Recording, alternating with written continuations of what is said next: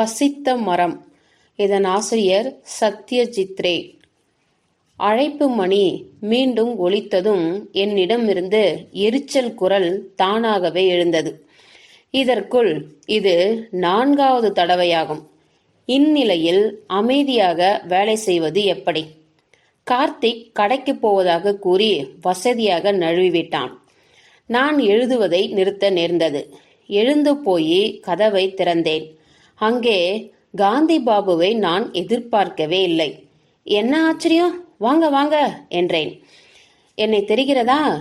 முதலில் சந்தேகமாகத்தான் இருந்தது.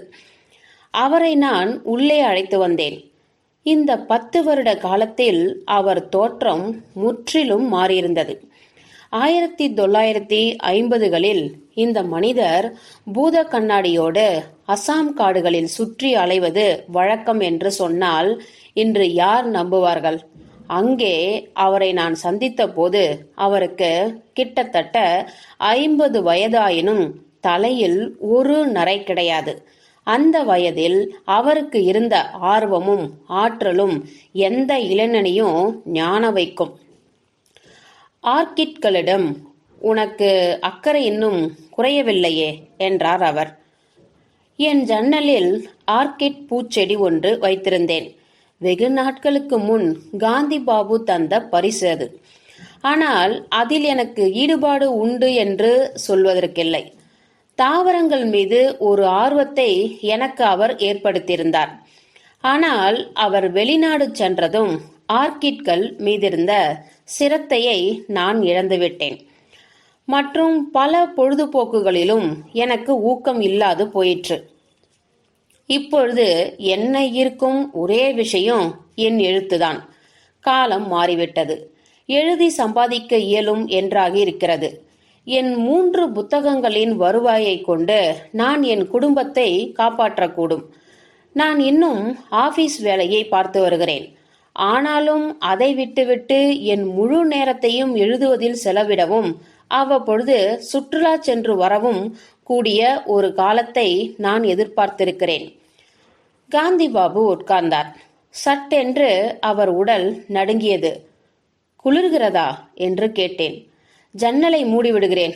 இவ்வருஷம் கல்கத்தாவில் நல்ல குளிர்காலம். இல்லை இல்லை என்று அவர் மறுத்தார். அடிக்கடி இப்போதெல்லாம் எனக்கு நடுக்கம் வருகிறது. வயதாகிவிட்டது இல்லையா? நரம்பி தளர்ச்சி. அவரிடம் நான் எவ்வளவோ கேட்க வேண்டியதிருந்தது. கார்த்திக் வந்துவிட்டான். அவனை தேநீர் தயாரிக்க சொன்னேன். நான் ரொம்ப நேரம் தங்க மாட்டேன் என்று காந்தி பாபு சொன்னார். உன் நாவல்களில் ஒன்றை பார்த்தேன். பதிப்பகத்தாரை கேட்டு உன் விலாசம் தெரிந்து கொண்டேன்.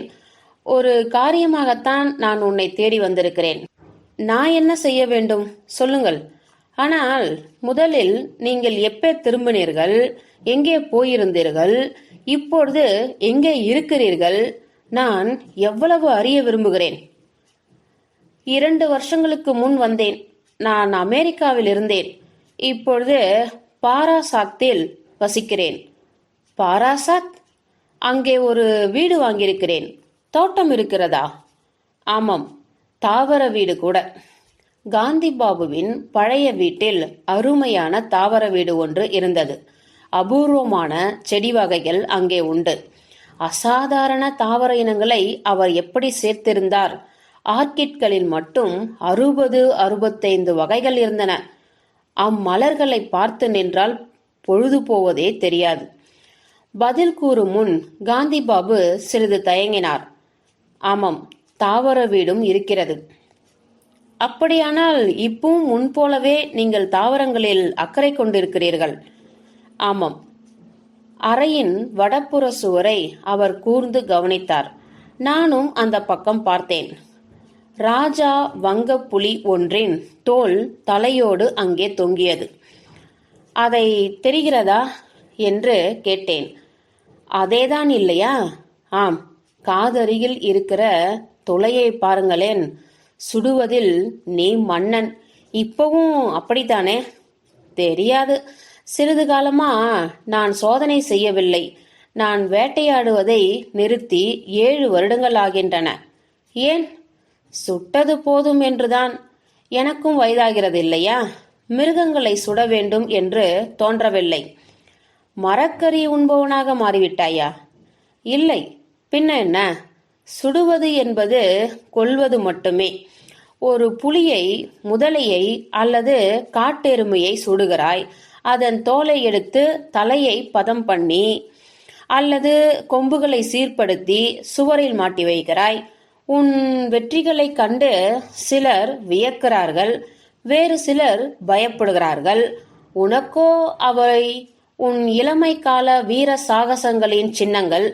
ஆனால் நீ ஆட்டையும் கோழியையும் மற்றதையும் தின்கிற போது என்னாகிறது? நீ அவற்றை கொல்வதோடு நிற்பதில்லையே, மென்று சுவைத்து ஜீரணமும் பண்ணிவிடுகிறாய். இது ரொம்ப மேலான காரியமோ? நான் சொல்வதற்கு எதுவுமில்லை. கார்த்திக் தேநீர் கொண்டு வந்து தந்தான். காந்தி பாபு சிறிது நேரம் அமைதியாக இருந்தார். தேநீர் கோப்பையை எடுப்பதற்கு முன் அவர் மறுபடி நடுங்கினார். ஒரு வாய் உறிஞ்சிவிட்டு அவர் சொன்னார், இயற்கையின் அடிப்படை விதியே இதுதான். ஒரு பிராணி மற்றொன்றை தின்ன வேண்டும், அதை வேறொன்று விழுங்கும். அதோடு அங்கே பொறுமையாய் காத்திருக்கும் பல்லியை பார். கிங் அண்ட் கோ காலண்டருக்கு சற்று மேலே ஒரு பள்ளி பூச்சி ஒன்றை கண்கொட்டாது பார்த்திருந்தது. நாங்கள் அதை கவனித்தோம். அது முதலில் அசையாதிருந்தது. பிறகு மெதுவாக எச்சரிக்கையோடு அசைந்து முன்னேறியது. முடிவில் ஒரே பாய்ச்சலில் அந்த பூச்சியை பிடித்துவிட்டது. அருமை என்று காந்தி பாபு கூறினார். அதன் சாப்பாட்டுக்கு இது போதும். உணவுதான் வாழ்க்கையின் ஜீவாதாரம். புலிகள் மனிதரை தின்கின்றன, மனிதர்கள் ஆடுகளை தின்கின்றார்கள். ஆடுகள் அவை எதைதான் தின்னவில்லை. இதை சிந்திக்கத் தொடங்கினால் அநாகரிகமாகவும் பிரதானமாகவும் தோன்றும். ஆனால் பிரபஞ்சத்தின் இயக்க விதியே இதுதான். இதிலிருந்து தப்ப முடியாது. இந்த இயக்கம் நின்றுவிட்டால் சிருஷ்டியே நின்று போகும். மரக்கறி உணவு சாப்பிடுவதனால் நல்ல நிலை ஏற்படலாம் என்றேன். யார் சொன்னது? இலைகளுக்கும் காய்கறிகளுக்கும் உயிரில்லை என்று நினைக்கிறாயா? அவற்றுக்கும் உயிர் உண்டு. நீங்களும் ஜெகதீஷ் போஷும் அதை எனக்கு கற்று தந்தீர்கள். ஆனாலும் அது வேறுவித வாழ்க்கைதானே. தாவரங்களும் பிராணிகளும் ஒரே ரகமானவை இல்லையே. அவை வித்தியாசமானவை என்றா நினைக்கிறாய்? இல்லையா பின்ன? வேதங்களை பாருங்கள். மரங்கள் நடக்க முடியாது, தம் உணர்வுகளை வெளிப்படுத்த இயலாது. அவை எப்படி உணர்கின்றன என்று நமக்கு அறிவிக்கும் திறன் அவற்றுக்கு இல்லை. நீங்கள் என்ன சொல்கிறீர்கள்? காந்தி பாபு ஏதோ சொல்லப் போகிறவர் போல் தோன்றினார். ஆனால் பேசவில்லை. தேநீரை குடித்துவிட்டு கீழ்நோக்கிய பார்வையுடன் அமைதியாக இருந்தார். பிறகு என்னை நோக்கினார். அவரது கவலை தோய்ந்த வெறித்த பார்வை என்னை குழப்பியது. ஏதோ புரியாத அபாயத்தின் பயம் என்னுள் படர்ந்தது. அவருடைய தோற்றம்தான் எவ்வளவு மாறியிருந்தது. அவர் மிக மெதுவாக பேசலானார். பரிமல், இங்கிருந்து 21வது மைலில் நான் வசிக்கிறேன்.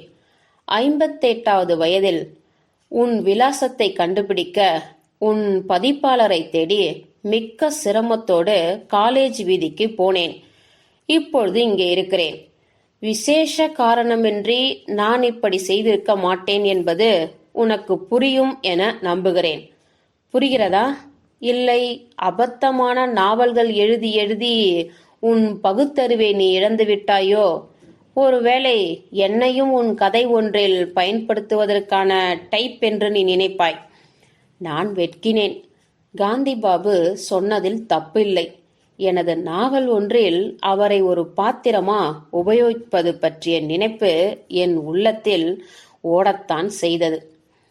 உன் எழுத்தை வாழ்க்கையோடு ஒட்டியதாக ஆக்கவில்லை என்றால் பரிமல், உனது நூல்கள் மேலோட்டமானவையாகவே இருக்கும். ஒன்றை நீ மறக்கக்கூடாது. உன் கற்பனை எவ்வளவு தெளிவாக இருந்தாலும் அது ஒருபோதும் உன்னையை விட விசித்திரமாக இருக்காது.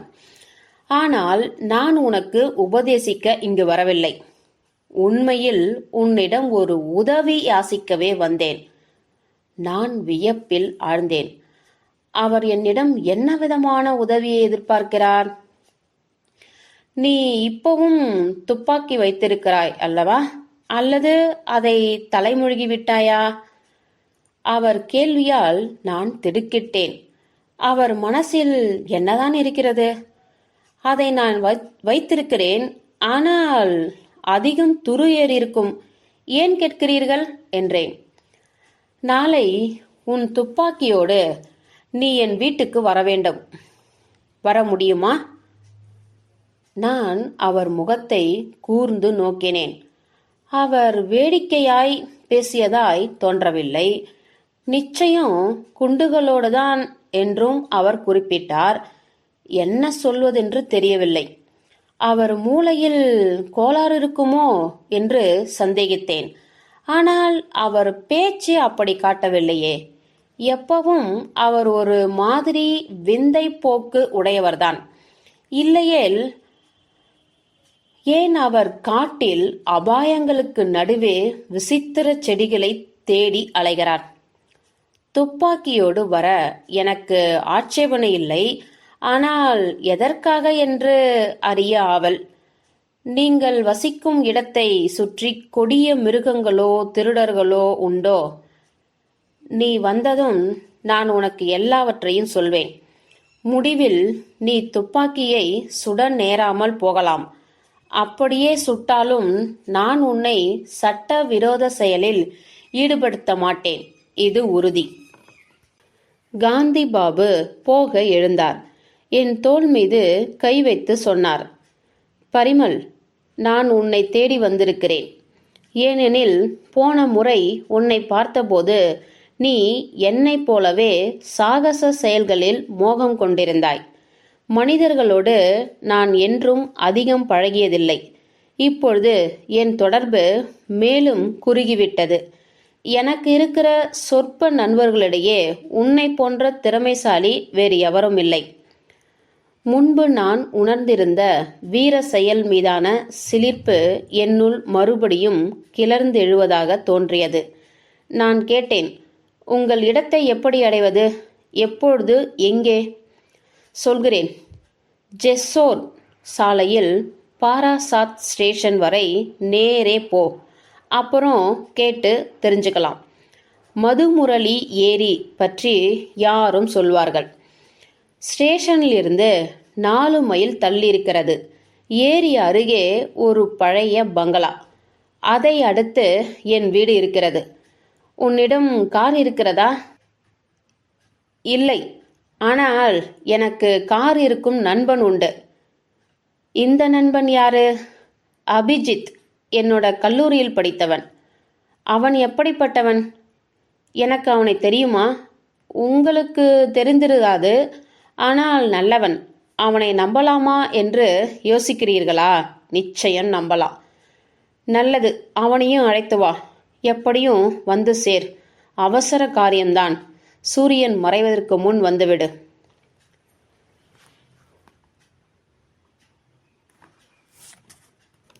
எங்கள் வீட்டில் போன் இல்லை. தெருக்கோடிக்கு போய் ஒரு மருந்து கடையிலிருந்து அபிஜித்தை கூப்பிட்டேன். உடனே வா, மிக முக்கியமான விஷயம் என்றேன். தெரியுமே, உன் புது கதையை வாசித்து காட்ட அழைக்கிறாய். திரும்பவும் எனக்கு தூக்கம்தான் வரும். அதில்ல, முற்றிலும் வேறு விஷயம் இது. அது என்ன? இப்பவே சொல்லேன். அருமையான நாய்க்குட்டி வந்திருக்கிறது. ஒரு ஆள் என் வீட்டில் வைத்திருக்கிறான். நாயை தூண்டிலாக உபயோகித்தால்தான் அபிஜித்தை வரவழைக்க முடியும். அவனிடம் 11 வகை நாய்கள் இருக்கின்றன. பல நாடுகளை சேர்ந்தவை. அவற்றில் 3 பரிசு பெற்றவை. 5 வருடங்களுக்கு முன் அவன் இப்படி நாய் பித்து பிடித்து கொண்டிருக்கவில்லை. ஆனால் இப்பொழுது அவன் வேறு எதை பற்றியும் சிந்திப்பதும் இல்லை, பேசுவதும் இல்லை. நாயிடம் கொண்ட காதல் போக அபிஜித்திடம் ஒரு நல்ல குணம் இருந்தது. என் திறமையிலும் தீர்ப்பிலும் அவனுக்கு முழு நம்பிக்கை. எந்த பதிப்பாளரும் என் முதல் நாவலை வெளியிட முன்வராத போது அபிஜித் அதன் தயாரிப்பு செலவை ஏற்றான். இந்த விஷயம் எல்லாம் எனக்கு புரியாது. ஆனால் நீ இதை எழுதியிருக்கிறாய். அது குப்பையாக இருக்க முடியாது. பதிப்பகத்தார்கள் மடையர்கள் என்று சொன்னான். புத்தகம் நன்கு விற்றது. எனக்கு சிறிது புகழும் சேர்ந்தது. அபிஜித்துக்கு என் மீதிருந்த நம்பிக்கையை அது உறுதிப்படுத்தியது. நாய்க்குட்டி விஷயம் உண்மையில்லை என்று தெரிந்ததும் எனக்கு உரியது கிடைத்தது. அபி என் முதுகில் சூடாக ஒரு அறை தந்தான். ஆனால் அதை நான் பொருட்படுத்தவில்லை. அவன் என் கோரிக்கைக்கு இணங்கினான். நாம் போவோம். நாம் வெளியே போய் வெகுகாலம் ஆகிறது. கடைசியாக நாம் சோனார்பூர் சதுப்புகளில் வேட்டையாடியதுதான். ஆனால் யார் இந்த ஆசாமி? நீ ஏன் அதிக விவரம் தரக்கூடாது? அவர் என்னிடம் விவரம் எதுவும் சொல்லவில்லை. நான் உனக்கு எப்படி அதிகம் சொல்வேன்? ஏதோ மர்மம் இருப்பதும் நல்லதுதானே. நம் கற்பனை வேலை செய்வதற்கு ஒரு வாய்ப்பு. அந்த ஆள் யார் என்றாவது சொல்லேன். காந்தி சரண் சட்டர்ஜி. இந்த பெயரை கேள்விப்பட்டிருக்கிறாயா? ஒரு சமயம் அவர் ஸ்காடிஷ் சர்ச் கல்லூரியில் தாவரவியல் பேராசிரியராக இருந்தார். பிறகு அபூர்வ தாவர இனங்களை சேகரிக்க அலைவதற்காக அந்த வேலையை விட்டுவிட்டார். நிறைய ஆய்வு செய்தார். சில கட்டுரைகளை வெளியிட்டார். அற்புதமான தாவரங்கள் பல, முக்கியமாக ஆர்க்கிட்கள் அவரிடம் இருந்தன. நீ அவரை எப்படி சந்தித்தாய்? ஒரு சமயம் நாங்கள் அஸ்ஸாமில் காஜிரங்காவனா பங்களாவில் சேர்ந்திருந்தோம். ஒரு புலியை சுடுவதற்காக நான் அங்கே போனேன். அவர் நிபென்தஸை தேடிக்கொண்டிருந்தார். எதை? நிபென்தஸ். அது தாவரவியல் பெயர். உனக்கும் எனக்கும் கூஜாத் செடி அஸ்ஸாம் காடுகளில் வளர்கிறது. பூச்சிகளை தின்று வாழ்கிறது.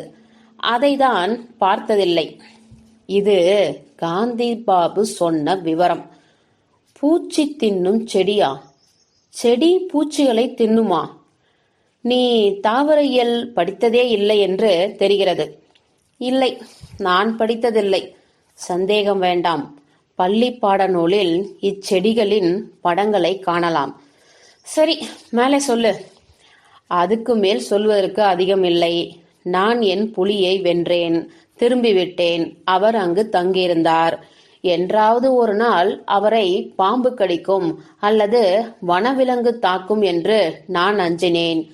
அப்புறம் நாங்கள் அதிகம் சந்திக்கவில்லை. கல்கத்தாவில் ஓரிரு தடவை சந்தித்தோம்.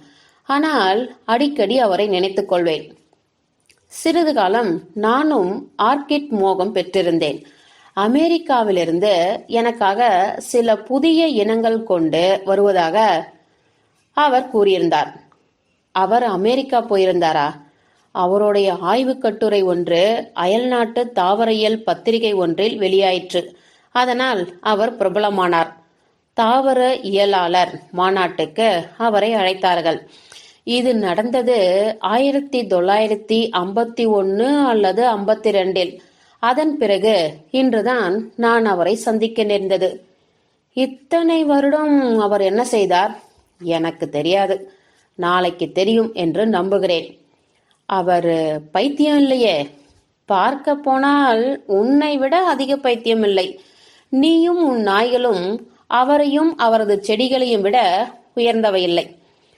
நாங்கள் அபிஜித்தின் காரில் பாராசாத் நிலையம் நோக்கி ஜெஸ்ஸோர் சாலையில் சென்றோம்.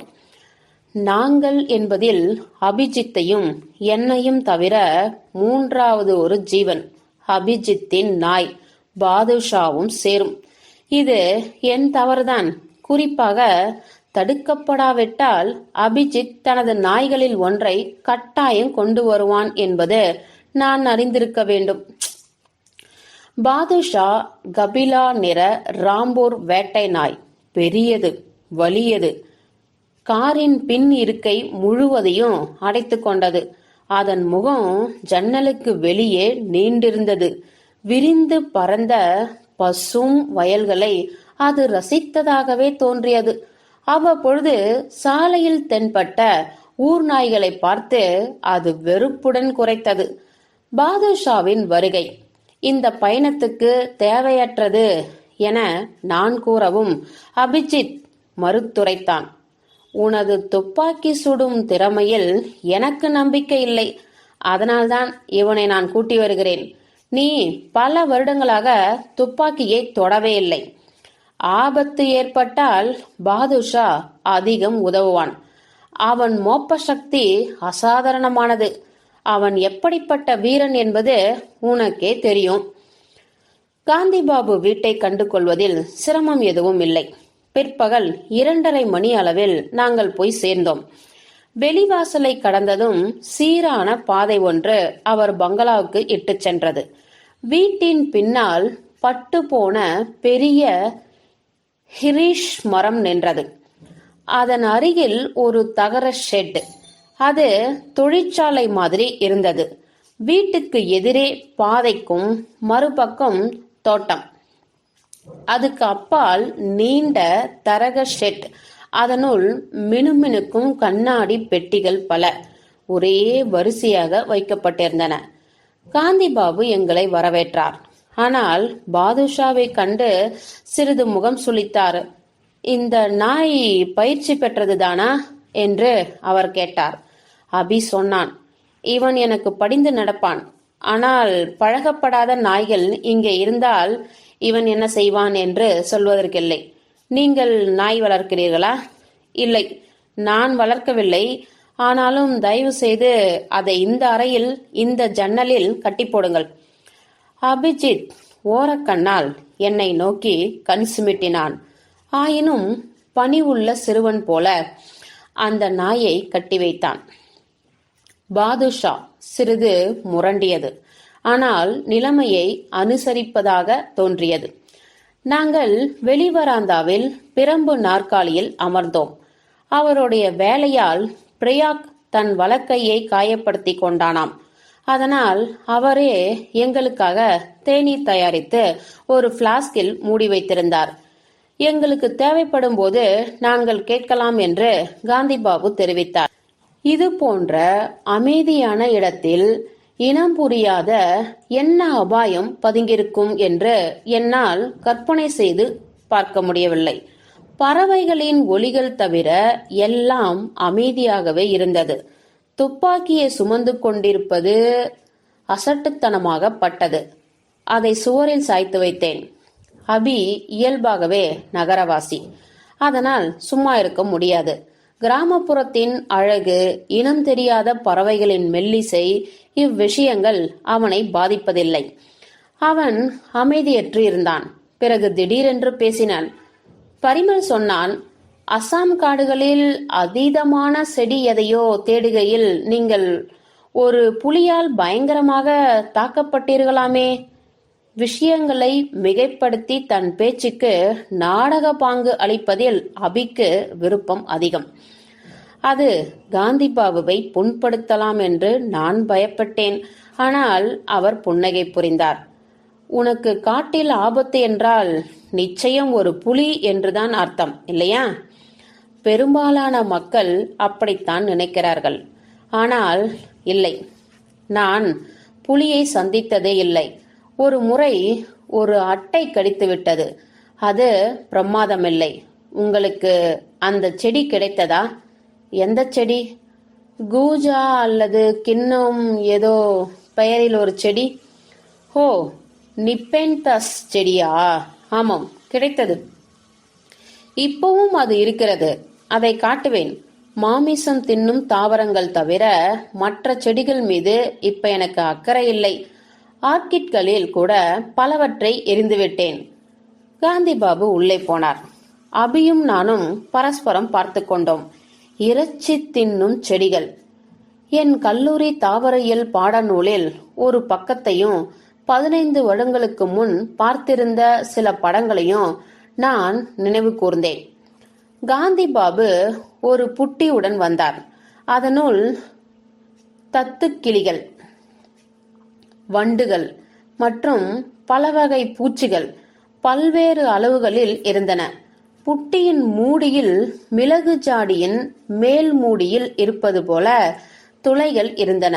சாப்பாட்டு நேரம், என்னோடு வாருங்கள் என்று அவர் அறிவித்தார். கண்ணாடி பெட்டிகள் இருந்த தகர ஷெட்டுக்கு நாங்கள் போனோம். ஒவ்வொரு பெட்டியிலையும் வெவ்வேறு வித செடி இருந்தது. அவற்றில் எதையும் நான் முன்பு பார்த்ததே இல்லை. இச்செடிகள் நம் நாட்டில் காண முடியாது, நிப்பேன்தாஸை தவிர. ஒன்று நேபாளத்தை சேர்ந்தது, இன்னொன்று ஆப்பிரிக்கா, மற்றவை அனைத்தும் மத்திய அமெரிக்காவிலிருந்து வந்தவை என்று காந்திபாபு கூறினார்.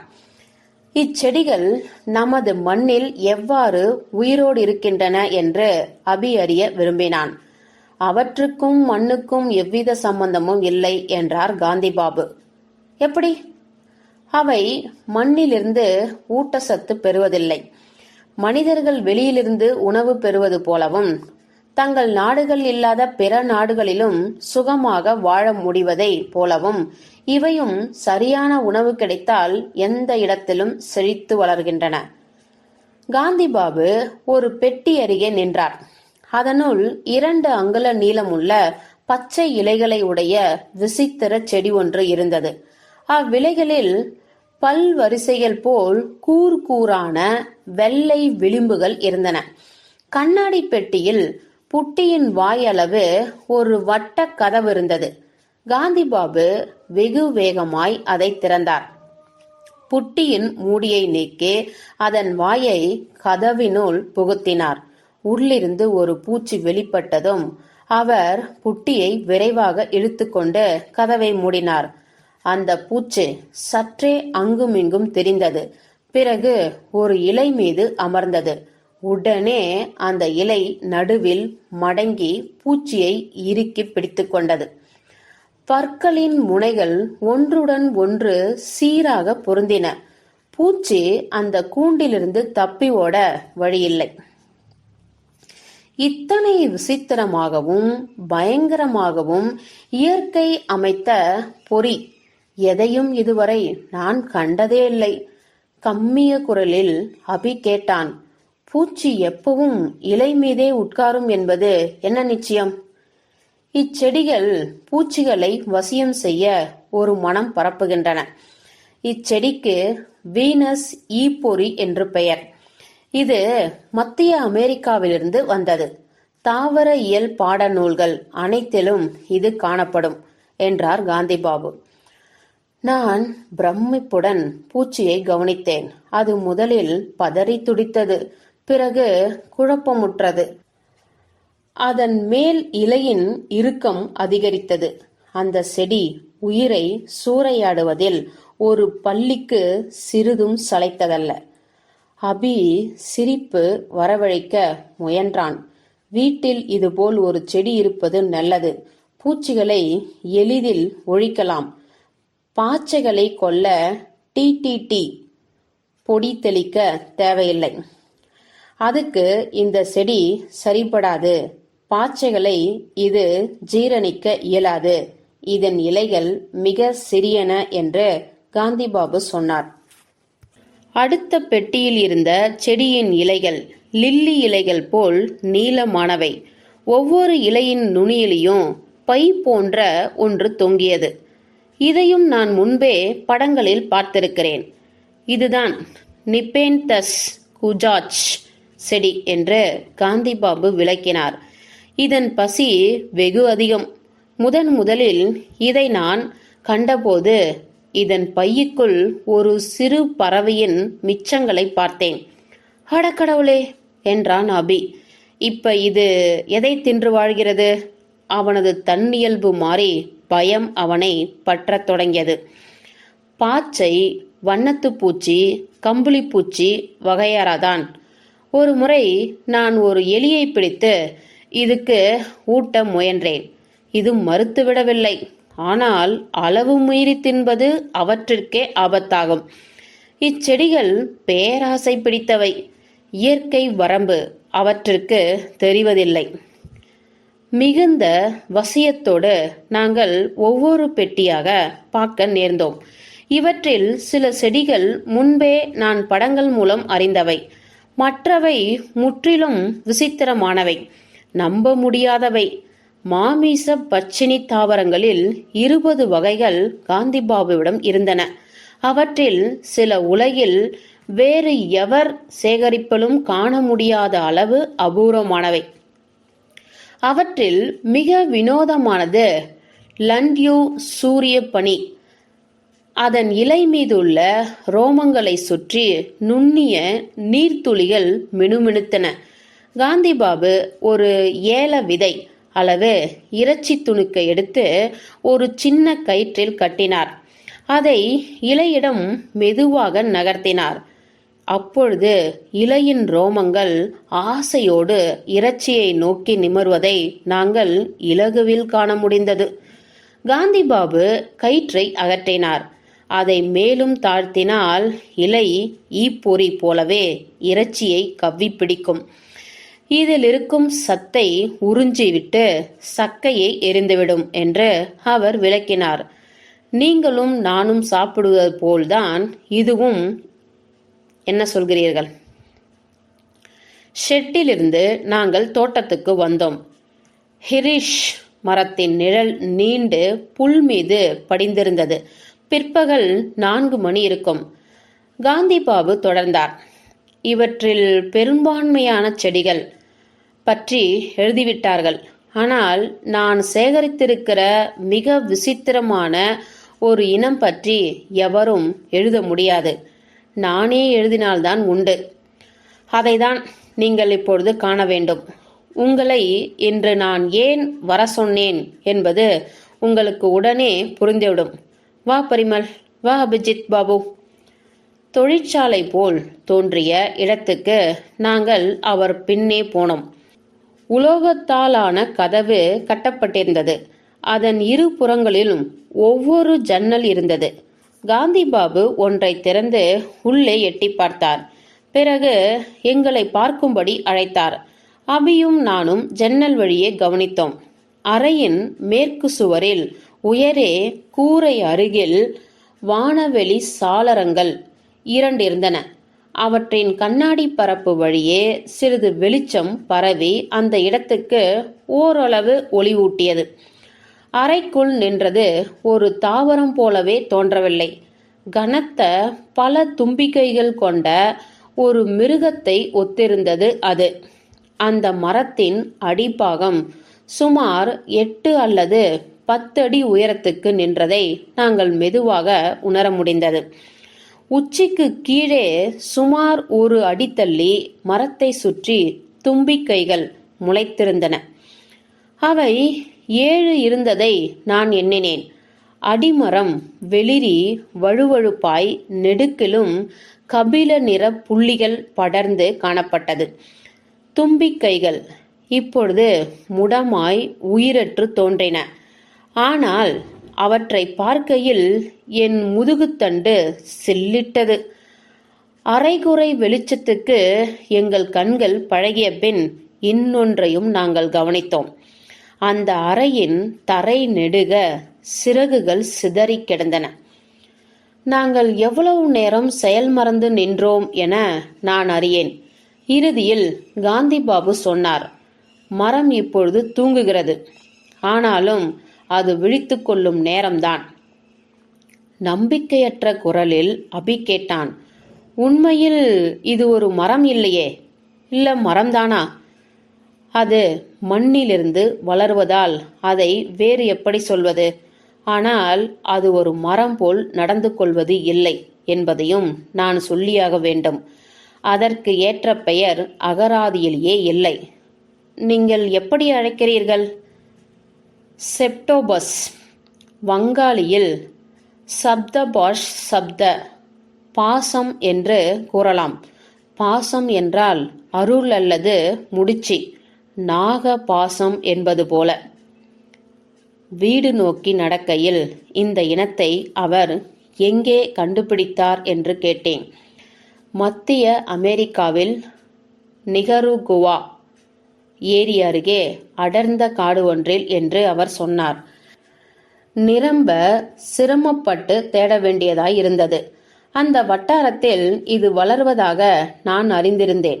பேராசிரியர் டன்கன் பற்றி நீங்கள் கேட்டிருக்க மாட்டீர்கள். பெரிய ஆராய்ச்சியாளர், தாவர இயலாளர்.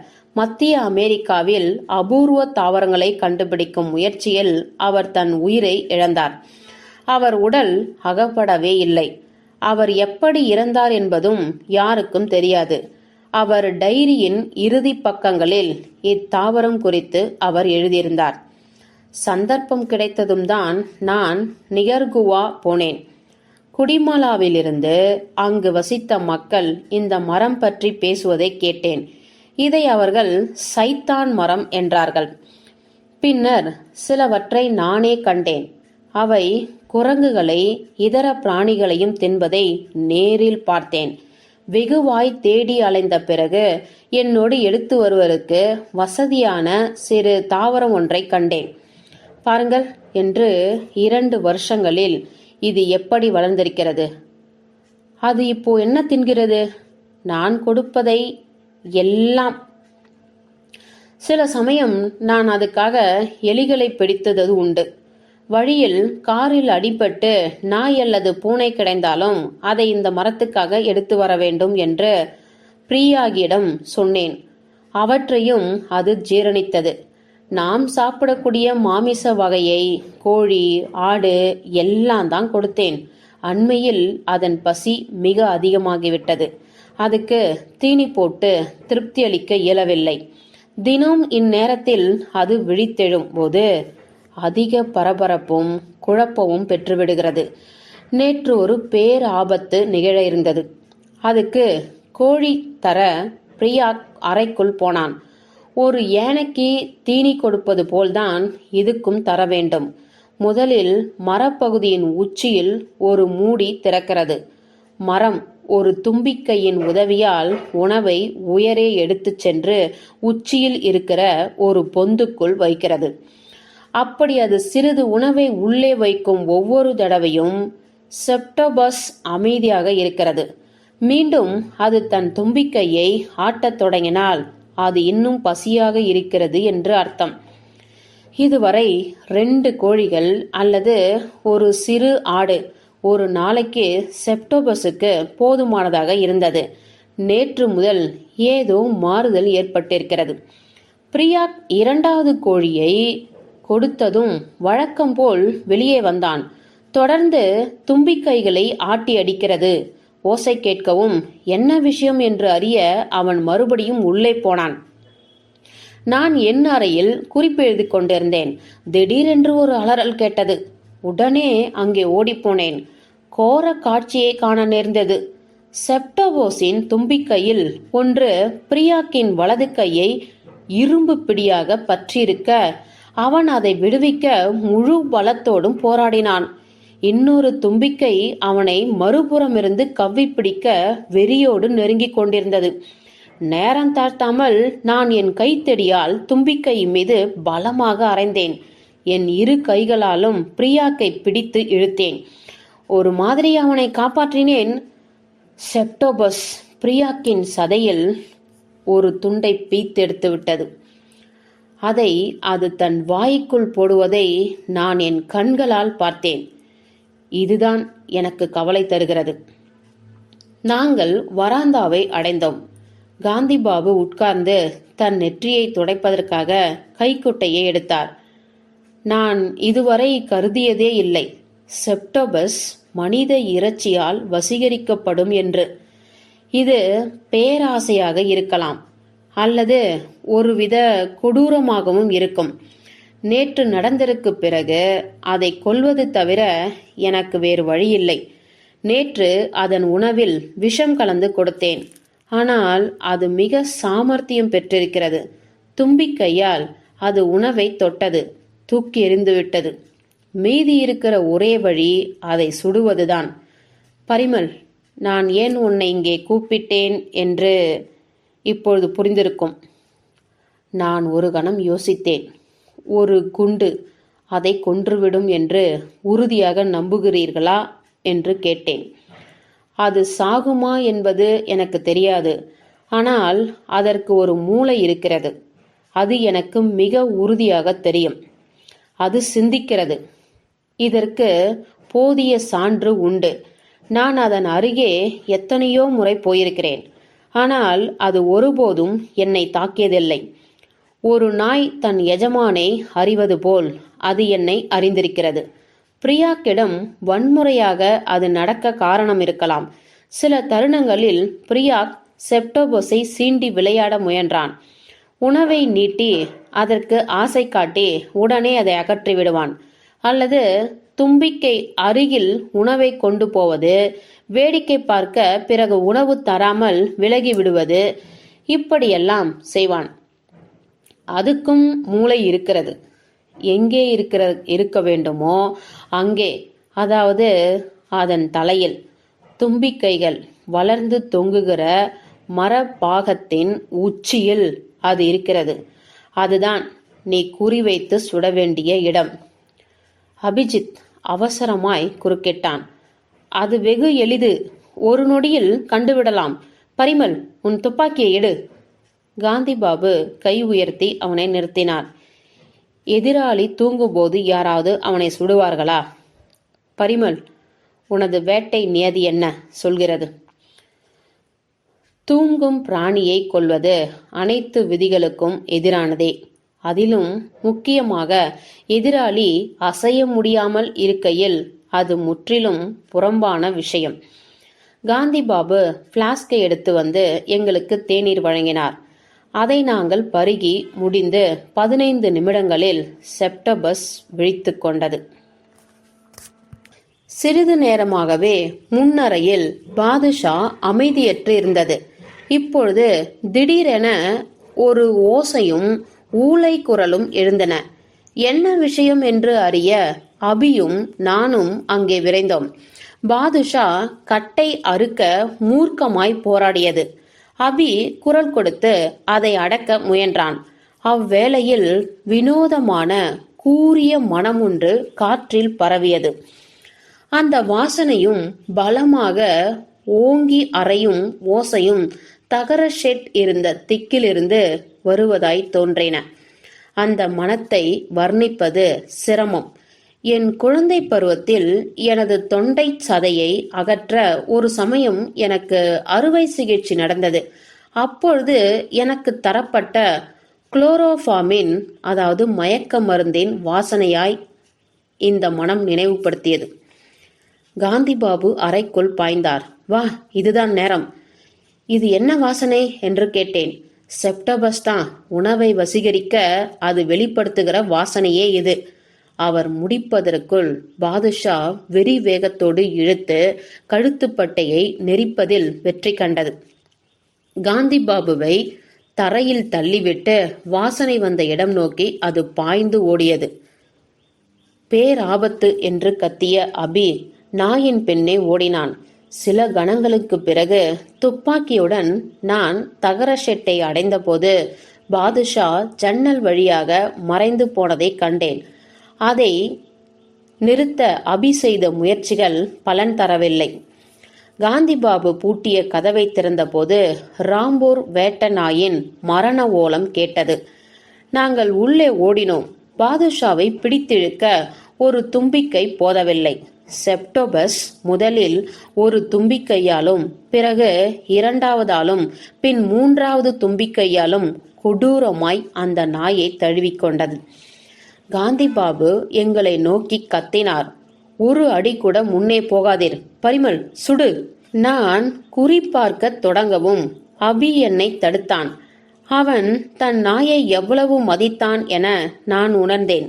காந்திபாபுவின் எச்சரிக்கையும் மீறி அவன் செப்டபஸை நெருங்கினான். பாதுஷாவை பிடித்திருந்த தும்பிக்கைகளில் ஒன்றை பற்றி விளக்கினான்.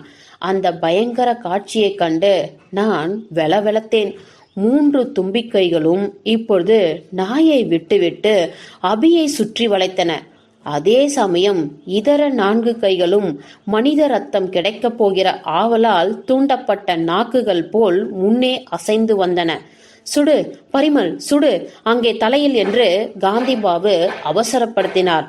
என் கண்கள் செப்டோபஸ் மீதே நிலைத்திருந்தன. மரத்தின் உச்சியில் ஒரு மூடி மெதுவாய் திறப்பதை கவனித்தேன். அங்கு ஒரு பொந்து தென்பட்டது. தும்பிக்கைகள் அபியை அந்த துளைக்கு தூக்கி கொண்டிருந்தன. அபியின் முகம் வெளுத்து கண்கள் துரத்தி நின்றன. மிக நெருக்கடியான கணத்தில் இதை நான் முன்பும் கவனித்திருக்கிறேன். என் நரம்புகள் அமைதி உற்று மந்திரத்தால் கட்டுண்டவை போல் இயங்கின. நிதானமாக கைகளால் துப்பாக்கியை பற்றி செப்டோபஸின் தலையில் இருந்த 2 வட்ட புள்ளிகள் நடுவே குறி தவறாது சுட்டேன். ஊற்று போல் ரத்தம் பீச்சடித்தது. எனக்கு நினைவிருக்கிறது. தும்பிக்கைகள் சட்டென முடமாகி அபியின் மீதிருந்த பிடியை விட்டதை பார்த்ததாக நினைக்கிறேன். உடனே அந்த வாசனை பொங்கி என் உணர்வின் மீது கவிந்து கொண்டது. அந்த நிகழ்ச்சிக்கு பிறகு 4 மாதங்கள் ஓடிவிட்டன. இப்பொழுதுதான் நான் எனது பூர்த்தியாகாத நாவலை தொடரும் சக்தி பெற்றிருக்கிறேன். பாதுஷாவை காப்பாற்ற முடியவில்லை. அபி புதிதாக ஒரு வீர நாய்க்குட்டியும் திபேத்திய நாயும் வாங்கிவிட்டான். வேறொரு ராம்பூர் வேட்டை நாயை தேடிக்கொண்டிருக்கிறான். அவனது விலா எலும்புகள் 2 முறிந்து போயின. 2 மாத காலம் கட்டுக்கட்டி சிகிச்சை செய்து இப்பொழுது குணமடைந்திருக்கிறான். காந்திபாபு நேற்று வந்தார். தனது மாமிச பச்சினி தாவரங்கள் அனைத்தையும் அகற்றுவது பற்றி யோசிப்பதாக சொன்னார். புடலை, அவரை, கத்திரி போன்ற சாதாரண தோட்ட காய்கறி இனங்களில் சில ஆய்வுகள் நடத்த விரும்புகிறேன். நீ எனக்கு பெரும் உதவி செய்தாய். நீ விரும்பினால் என் செடிகள் சிலவற்றை உனக்கு தருவேன்.